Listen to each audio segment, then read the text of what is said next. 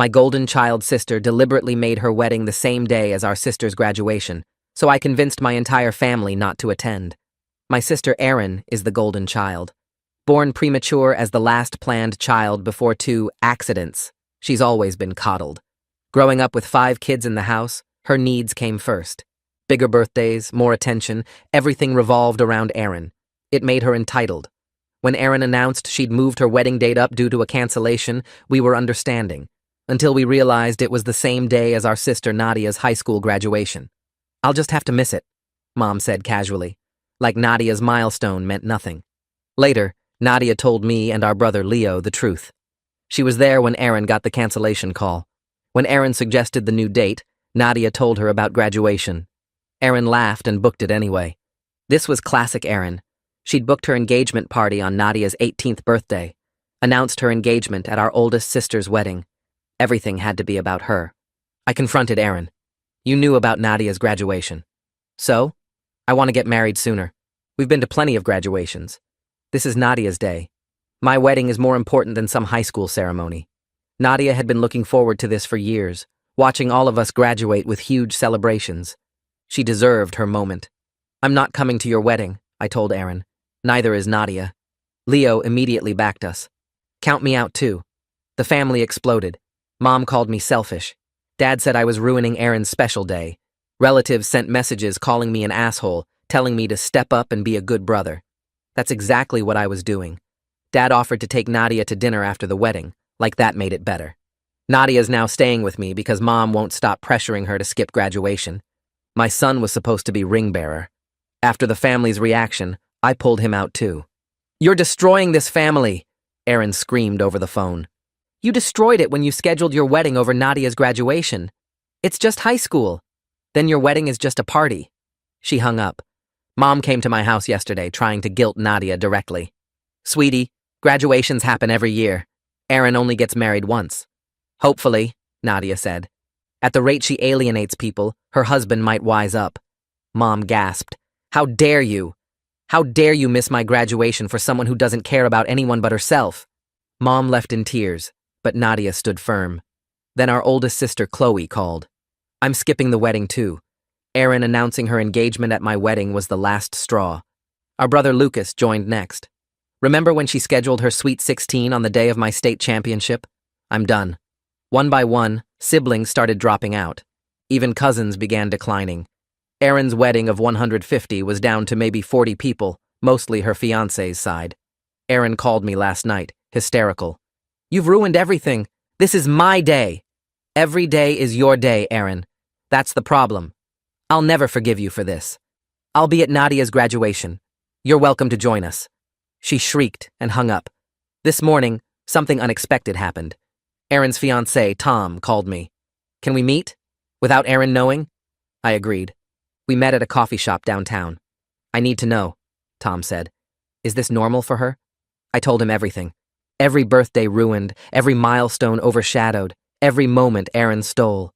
Tom looked sick. "She told me you were all jealous, that you couldn't handle her success." "What success? She lives off our parents. She's never held a job. She takes and gives nothing back." Tom was quiet for a long moment. "There's something you should know. The venue didn't have a cancellation." "What?" Erin called them specifically requesting that date.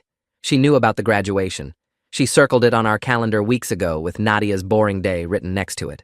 My blood boiled. "Why are you telling me this?"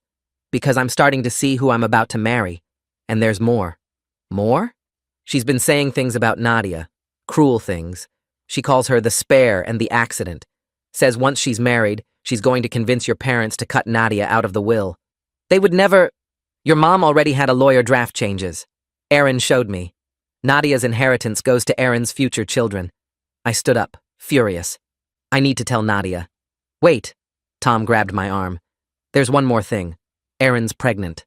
I froze. "That's why she moved the wedding up. She's 3 months along. She didn't want to show in the photos." "Does anyone else know?"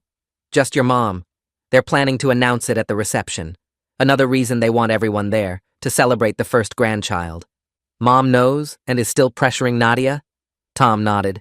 "Erin told her that if the whole family doesn't attend, she'll move across the country and never let your parents see the baby." I sat back down, stunned. I don't know what to do, Tom said. I love her, but seeing this side of her. And now there's a baby involved. My phone buzzed. A text from Nadia. Mom just told me if I don't skip graduation for the wedding, I'm out of the will and she'll never speak to me again. She says Erin's the only daughter who matters now. I'm 18, John. I just wanted them to choose me once. I showed Tom the text. He went pale. There's something else, he said quietly. The baby. I don't think it's mine. I sat in my car outside the coffee shop and gripped the steering wheel hard. My hands wouldn't stop shaking. Tom's words kept playing in my head over and over. Erin didn't just pick that date by accident. She circled it on their calendar and wrote Nadia's boring day next to it. She called my sister the spare and the accident behind her back. Mom got a lawyer to change the will. The pregnancy wasn't even Tom's baby. This wasn't just about a wedding date anymore. This was years of cruelty I'd watched happen, but never fully understood until now. I pulled out my phone and called Leo. He answered on the second ring. I told him everything Tom said about the venue lie, the cruel names, the inheritance changes, the pregnancy announcement plan, the paternity doubts. Leo went quiet for so long I thought the call dropped. Then he said, we needed to get Nadia somewhere safe emotionally, because Mom's betrayal ran way deeper than we thought. We agreed to meet at my house tonight with Chloe and Lucas. We needed to figure out our next steps as a group. I drove home feeling sick to my stomach. How long had Mom known about all of this? How could she still pressure Nadia to skip graduation when she knew Erin had planned this on purpose? That evening, all four of us sat around my kitchen table. Nadia stayed in the guest room. I laid out everything Tom told me about the planned cruelty and the money manipulation. Chloe started crying halfway through. She said she always thought Erin announcing her engagement at Chloe's wedding was just spontaneous rudeness. Now she realized it was calculated attention stealing. Lucas sat there looking pale. He admitted he'd been in therapy for years, partly because of Erin overshadowing his state championship. He said his therapist helped him see patterns, but he never connected them all together like this. We all just sat there for a minute letting it sink in. Our sister wasn't just selfish. She was mean on purpose. We talked for hours about what to do next. Our first priority was protecting Nadia from knowing about the inheritance stuff right now. She already had Mom's ultimatum hanging over her head. Adding the will changes would crush her. Leo said he'd stay at my house tonight in case Mom showed up again. Chloe volunteered to research family therapists who work with narcissistic family problems. She said we were going to need professional help getting through this. Lucas asked if we should tell Dad what was really going on. I said maybe, but we needed to be careful, because Dad always sided with Mom when it mattered. We agreed to take things one step at a time and keep Nadia protected above everything else. The next morning, my phone buzzed with a text from Tom. He scheduled a paternity test for this afternoon. He asked if I'd come with him for moral support. I met him at the DNA testing clinic downtown. The waiting room smelled like cleaning products and had magazines from 2 years ago. Tom filled out paperwork while his hands shook. I waited while he went back to provide his sample. When he came out, he looked like someone punched him in the gut. We sat in my car in the parking lot. He told me he really loved Erin. He wanted this baby to be his. Even knowing what he knew now, part of him still hoped the test would prove his doubts wrong. I didn't know what to say to that. After the test, Tom and I grabbed lunch at a diner near the clinic. He started opening up about red flags he ignored during their relationship. Erin isolated him from friends who questioned her behavior. She always needed to be the center of attention at his family gatherings. She threw tantrums when things didn't go exactly her way. He said his mom tried to warn him once, but he got defensive and they didn't talk for 3 months. His best friend said Erin seemed fake, but Tom accused him of being jealous. Now he saw all those warnings clearly, but it was too late. I just listened without judging, because he was clearly processing a huge betrayal and needed someone to hear him. He said the worst part was wondering how long she'd been lying to him about everything. I got home around 3 to find Dad sitting on my porch waiting for me. He looked older than I'd ever seen him. His shoulders slumped forward, and he had dark circles under his eyes. He stood up when I walked over. He said he'd been a coward for years by not standing up to Mom's favoritism. He knew Erin got special treatment.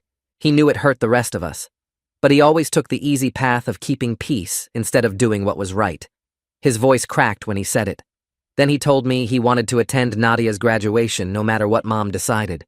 For the first time in my life, I saw my father as a flawed human being trying to do better instead of just an authority figure who made rules.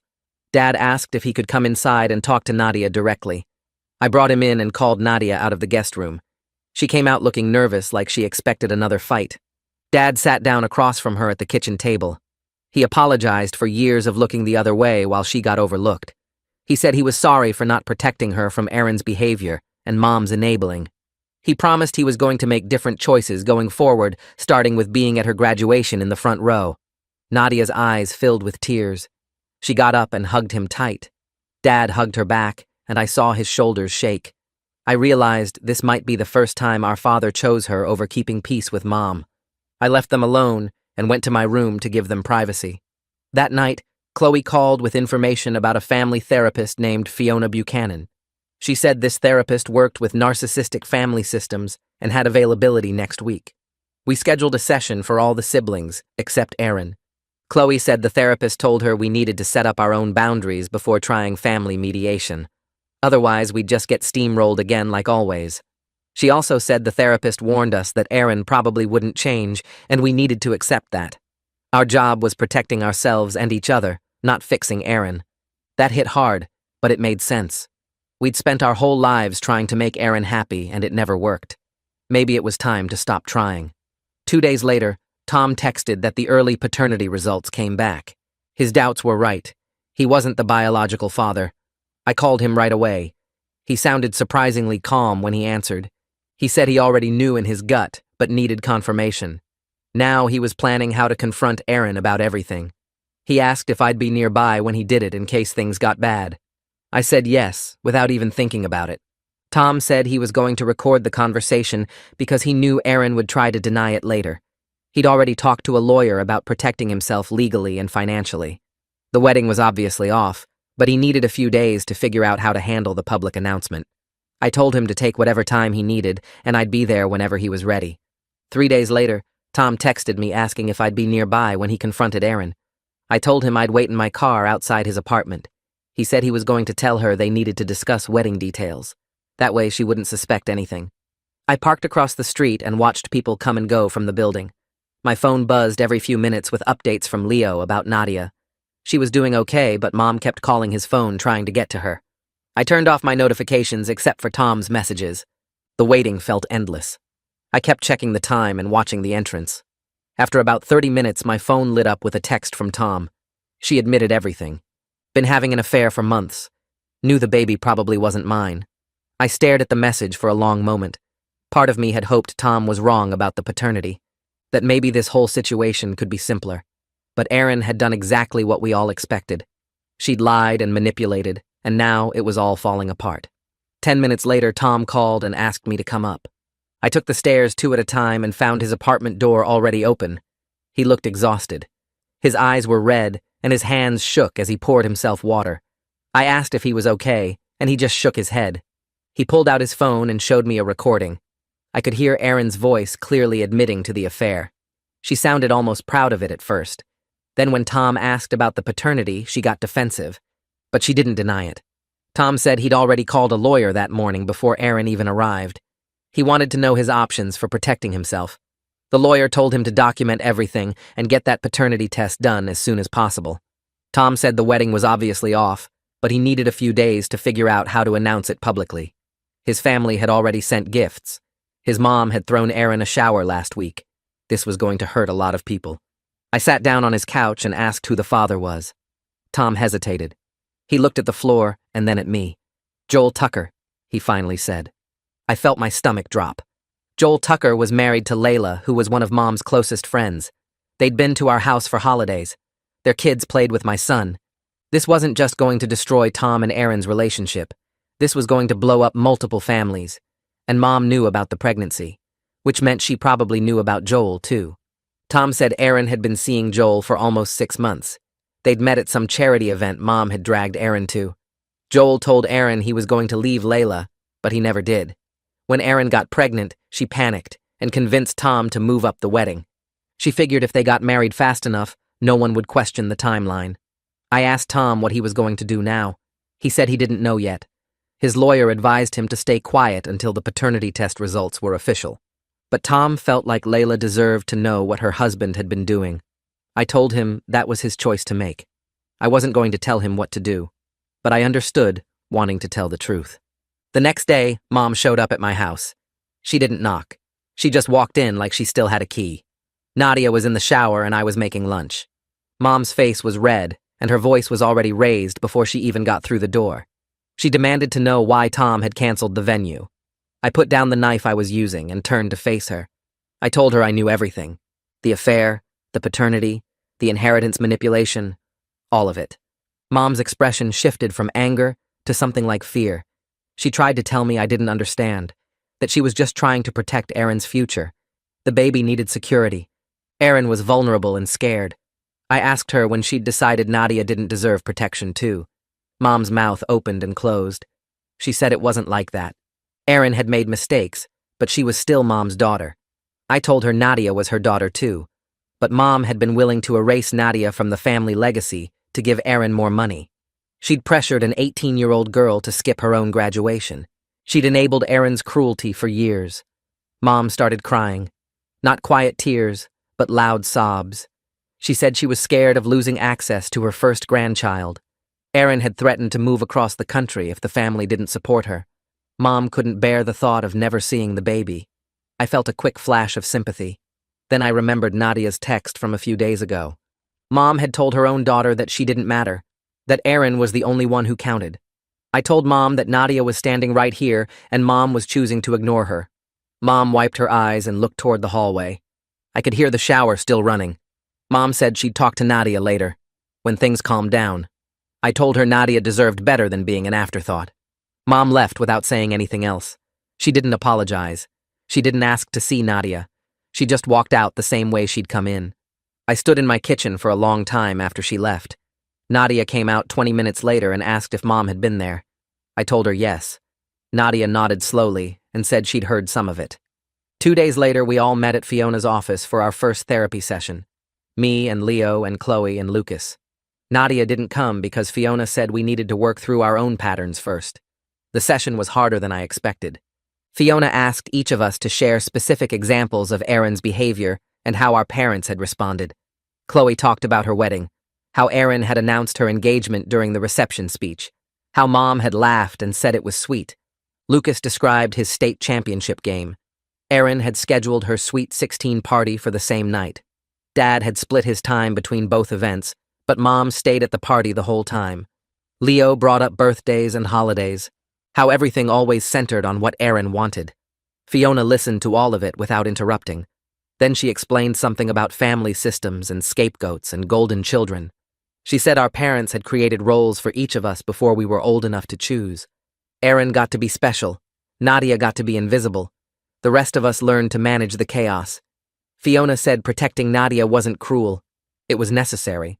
Not just for Nadia, but for all of us. We'd spent our whole lives trying to make Aaron happy, and it never worked. Because Aaron's behavior wasn't about us. It was about her own issues, and our parents enabling those issues. Fiona suggested we write letters to our parents. Not ultimatums, but clear statements about what we needed going forward.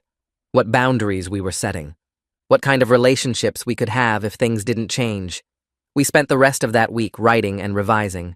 Fiona had us share drafts with each other. We helped each other find the right words. Meanwhile, Erin was blowing up all our phones. She left voicemails crying about how we'd abandoned her. She sent long texts about how unfair we were being, how she needed us, and we'd all turned our backs. Fiona told us not to engage. She said Erin was using emotional manipulation to pull us back into old patterns. Leo created a group chat for just us siblings. No Erin, no parents, just the 5 of us who were trying to do things differently. Tom reached out a few days later. He said he'd contacted Layla Tucker, told her about the affair. Layla apparently had suspected something, but Joel kept denying it. Now she knew the truth. She was filing for divorce. Joel's life was falling apart. Tom said he felt guilty about the damage, but he knew Layla deserved to know. I told him he'd done the right thing. Painful truths were still better than comfortable lies. A week before graduation, Dad called. He said he wanted all us kids to come to the house for a family meeting. I asked if Aaron would be there. He said no, just Mom and Dad and the rest of us. We all showed up together. Safety in numbers. Mom was sitting at the kitchen table with red puffy eyes. Dad stood behind her with his hand on her shoulder. Dad started talking before any of us even sat down. He said he'd been sleeping in the guest room for the past week. He'd told Mom their marriage depended on her acknowledging the harm she'd caused, making real changes, not just apologizing, but actually doing things differently. Mom pulled a folded paper from her purse, and her hands shook as she smoothed it against the table. She cleared her throat twice before reading. The words came out stiff and rehearsed, but at least she was saying them. She apologized for the ultimatum about the will. She apologized for letting the lawyer draft those changes. She apologized for 18 years of making Nadia feel invisible while Aaron got everything. Her voice cracked on that last part, and she looked up at Nadia with wet eyes. It wasn't perfect. You could tell she'd written and rewritten this a dozen times. But Nadia nodded slowly and said she accepted the apology. She also said she needed time to rebuild trust. Fiona had coached us on healthy responses, and Nadia was using exactly what we'd practiced. Mom started to reach across the table but pulled her hand back. Dad squeezed Mom's shoulder and she wiped her eyes with a tissue. Then the front door slammed open and Erin stormed into the kitchen. None of us had heard her car pull up. She looked awful with mascara streaks down her face and her hair pulled back in a messy bun. She pointed at Tom's empty chair like she expected him to be sitting there. She started yelling about how Tom had destroyed her life and abandoned her when she needed him most. How we'd all turned him against her. How this was supposed to be her wedding week, and instead, everyone had betrayed her. Dad stood up, and his voice came out firm and steady. He told Erin this meeting was about repairing the damage to Nadia. He told her she needed to leave. Erin's mouth fell open like she couldn't believe what she was hearing. She looked at Mom expecting backup, but Mom just stared at her folded paper. Erin screamed that we'd all turned against her, that we were supposed to be her family, that after everything she'd been through, we were choosing Nadia over her. She kicked a chair, and it clattered against the wall. Then she ran out the front door, and her car tires squealed as she peeled out of the driveway. We all sat in silence, waiting for Mom or Dad to chase after her. That's what always happened. But Dad just sat back down, and Mom stayed in her chair. For the first time ever, they let Erin leave without running after her to smooth things over. Leo pulled out his letter first and set it on the table. Then Chloe added hers. Lucas put his down next. I placed mine on top of the stack. Nadia had written one too, even though she was 18, and could have just walked away from all of us. We'd all spent days working on these with Fiona's help. I explained that we wanted relationships with Mom and Dad.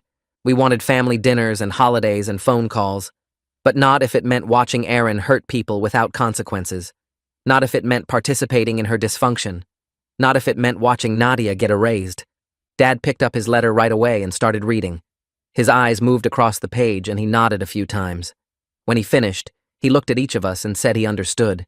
He said he'd failed us by staying quiet all these years. Mom asked if she could take time to process before responding. Her voice was small and uncertain. We told her that was fine. We weren't demanding immediate answers. We just needed her to know where we stood. She gathered all 5 letters and held them against her chest like they were precious. Then she asked if she could hug Nadia. Nadia hesitated, but said yes. Mom's hug was careful and brief, not the crushing embraces she gave Erin, but it was something. 3 days before graduation, my phone rang with Mom's number. I almost didn't answer, but I picked up on the 4th ring. Mom asked if she and Dad could take Nadia to dinner to celebrate properly. I told her I'd check with Nadia and call back. Nadia was in the kitchen making a sandwich when I asked her. She froze with the knife in the peanut butter jar. She looked scared. I told her she could say no, that I'd make up an excuse, but she took a deep breath and said she'd go, that she wanted to give them a chance. They picked her up at 6 and took her to this Italian place she'd loved since she was little, the kind with the red checkered tablecloths and breadsticks in baskets. They texted me updates through dinner. Dad ordered her favorite pasta. Mom asked about her college plans. When they brought her home 3 hours later, Nadia was wearing a delicate silver bracelet. Dad had given it to her at the restaurant. It belonged to his mother who died when I was 10. He told Nadia she was carrying on a legacy of strength, that his mother had raised 5 kids mostly alone when his father worked double shifts, that she would have loved Nadia's determination. Nadia showed me the bracelet and cried. Good tears this time. Tom sent a text to our sibling group chat the next morning. Joel Tucker's wife, Layla, had filed for divorce. Joel was facing the reality of being a single father to Erin's baby. Erin was panicking because Joel wasn't responding to her messages. Tom said Joel had blocked her number after Layla kicked him out. Joel was staying at a motel and apparently drinking heavily. His job at the insurance company was at risk. His friends had stopped talking to him. Layla was taking everything in the divorce: the house, the cars, their savings. Joel's lawyer told him he'd be paying child support for Aaron's baby, plus alimony to Layla. His whole life had fallen apart in 2 weeks. I felt bad for the baby being born into this mess. That kid didn't ask for any of this. But I also felt relieved that the truth was out. People were making informed choices now instead of living in Aaron's lies. The night before graduation, all of us siblings showed up at my house with bags of groceries. We made Nadia's favorite foods: loaded nachos with extra cheese, chocolate chip cookies from scratch, that weird pasta salad she'd been obsessed with since middle school. We put on her favorite movies, the dumb comedies she loved that the rest of us pretended to hate. She sat on the couch surrounded by all of us and said this was what she'd always wanted: to feel like she mattered to her family, to have people choose her for once. Chloe pulled out a photo album she'd been working on for weeks. It had pictures of all of us at our graduations: me in my cap and gown, Leo throwing his cap in the air, Chloe with her honors cords, Lucas with his football scholarship announcement. The last section had blank pages with a note that said, "These were for Nadia's photos tomorrow." Nadia hugged the album and cried into Chloe's shoulder. We stayed up until 2 in the morning eating too much food and laughing at stupid movies. It felt like what family was supposed to be. Graduation day came with bright sun and warm air, not a cloud in the sky. Nadia looked beautiful in her royal blue cap and gown. She'd curled her hair and done her makeup carefully. We all gathered at the high school auditorium an hour early to get good seats. Mom and Dad sat with us siblings in a long row near the front. When Nadia's name got called, we all stood up together. We cheered louder than anyone else in that whole building. I watched Nadia's face as she crossed the stage. She was glowing. Her smile stretched so wide it must have hurt. She looked right at our row, and her eyes filled with happy tears. She knew her whole family had chosen to be here for her. She shook the principal's hand and held up her diploma. We kept cheering even after she walked off the stage. Other families looked at us, but I didn't care. This was Nadia's moment, and we were making sure she knew how much it mattered.